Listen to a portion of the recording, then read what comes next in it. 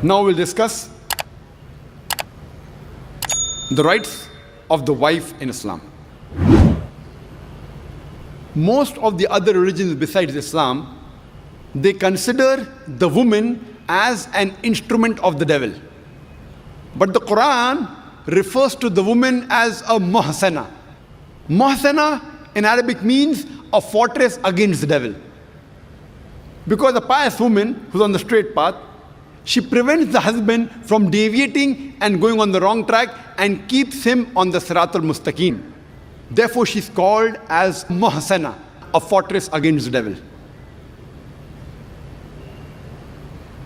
The Quran in Surah Nisa, chapter number 4, verse number 21, refers to marriage, to nikah, as a sacred covenant. It's a sacred covenant, a sacred contract between the husband and wife.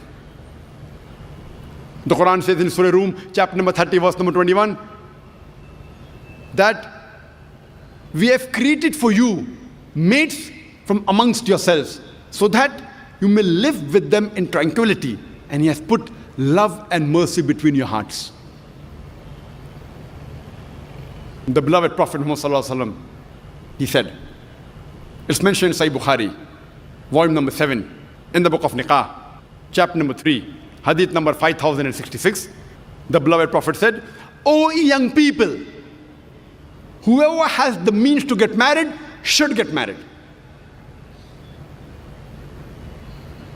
The beloved Prophet also said, there is no monasticism in Islam. And the Prophet said, anyone who marries, he completes half his deen.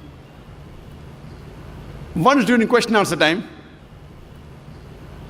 there was a person who asked me, that does it mean that if I marry twice, will I complete my full deen? What did the Prophet mean when he said that marriage completes half your deen? Marriage prevents you from promiscuity, from fornication, from homosexuality. Only if you marry do you have an opportunity to be a husband or a wife. Only if you marry do you have an opportunity to be a father or mother, which are very important duties in Islam. So irrespective whether you marry once or twice, you only complete half your deen.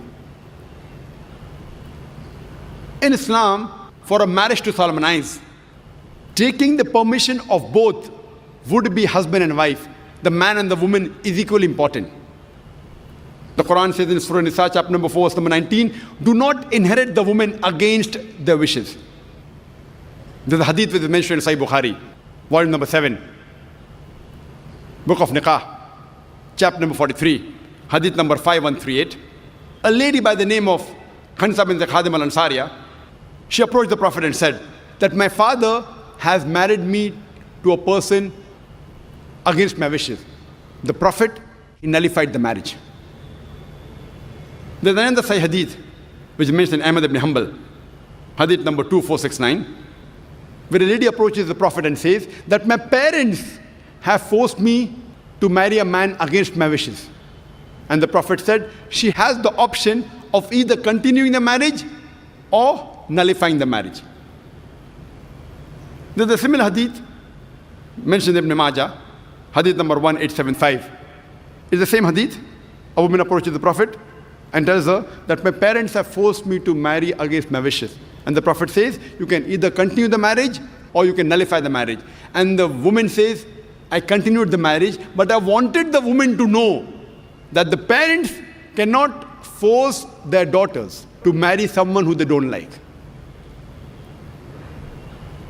The Quran says in Surah Baqarah, chapter number 2, verse number 228, that the women have rights similar to those against them on terms equitable, but the men have a degree of advantage. Based on this verse of the Quran, men and women are equal except in leadership. The Quran clearly says that the women have rights, those similar to them, on terms equitable, but the men have a degree of advantage. Now, many of the Muslims, they misunderstand this ending phrase that the men have a degree of advantage, and they think that men are superior. And they quote the verse of the Quran, "Ar-rijalu qawwamuna 'ala an-nisa." that the men are superior to the women. So Allah has said, the men have degree of advantage, the men are superior. What they're quoting is the verse of the Quran which was recited by a wonderful Qari from Surah Nisa, chapter number 4, verse number 34, which says, Ar-rijalu qawwamuna 'ala nisa, that the men are the qawwam of the women. What is the meaning of the Arabic word qawwam? Qawwam comes from the root word aqama, which means to stand up for. How we have aqama before salah, we stand up for salah. So this Arabic word qawwam means the men have 1 degree of additional responsibility and 1 degree additional service towards the woman, not 1 degree of superiority to boss over the woman. And if you read the tafsir of Tabari, he says the Arabic word qawwam means 1 degree of additional responsibility. Because if you read the verse ahead, the verse says that Allah has given men more strength than the women. So because of that advantage, it's the duty of the men that they should take care of the woman, they should not boss over her. Furthermore, Quran says in Surah Nisa, chapter number 4, verse number 19, that treat your wives with equity and kindness even if you dislike her. Means even if you don't like your wife, yet treat her with love and compassion. And treat her kindly, even if you dislike her. Even if you dislike her, treat her with kindness and compassion. And in Islam, we do not consider calling the women as housewives. Housewives. You know, housewife, if you analyze, means she's married to the house. In Islam, we don't consider our women, they're married to the house, to be called housewives. You know, in English we have, what is their profession? Housewife. We in Islam prefer calling the women as homemakers because they make the home, they build the home.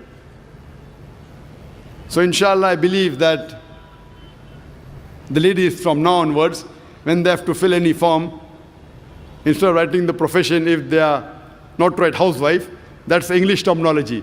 They are marrying you to your house. Prefer mentioning homemaker, because the woman builds the home, they make the home. And in Islam, a woman is not married to a master to be treated like a slave. She is married to an equal, and the role is that of partnership. And Quran gives a very good phrase in Surah Baqarah, chapter number 2, verse number 187, where Almighty God says, Hunna libasul lakum wa antum libasul lahunna. That they are your garments and you are the garments. That means your wives are your garments and you are the garments of your wives. What is the role of garment? The role of the garments is to beautify, to conceal, to protect. The husband and wife, they conceal each other's faults. They beautify each other. They help each other. It is a role of hand and glove.